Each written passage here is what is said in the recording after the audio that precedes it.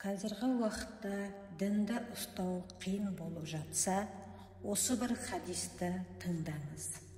Пайғамбарымыз оған Алланың сәлемі мен игілігі болсын, сахабаларына сендерден кейін сондай бір ғасырлар келеді, сабырлық ғасырлары деп аталады.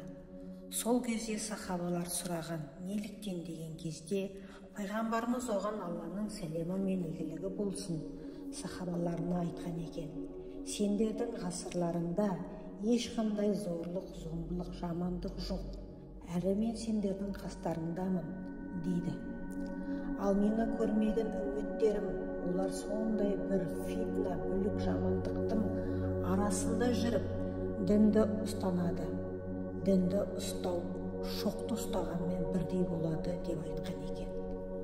Осы өмірдің барлық қиындығына, зорлық, зомбылыққа қарамастан соған сабырлық қылған болса, міне солар 50 сахабаның сауабын алады деген екен. Сонда сахабалар, бәлкім араларындағы 50 адам шығар деген кезде, жоқ, 50 сахабаның сауабын алады деп айтқан екен.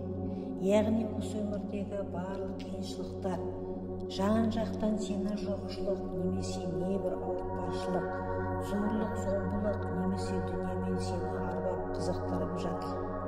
Барлығына сабыр етіп, иманыңа берік болсаңыз, сізге Алла 50 сахабаның сауабын береді деген екен. Осы бір қысқа жалған дүниеде мен сізге айтайын, бұл бір жалған дүниенің арбауына түспей, сабыр етіп, Алладан не сұрасаңыз да, Алладан сұрап, сабыр етіп, иманыңызға берік болсаңыз, Алланың сізге берері өте көп. Иманыңызға берік болыңыз. Мен айтар едім, иманы берік адам осы өмірдегі ең бақытты адамның қатарында тұрады деп айтар едім.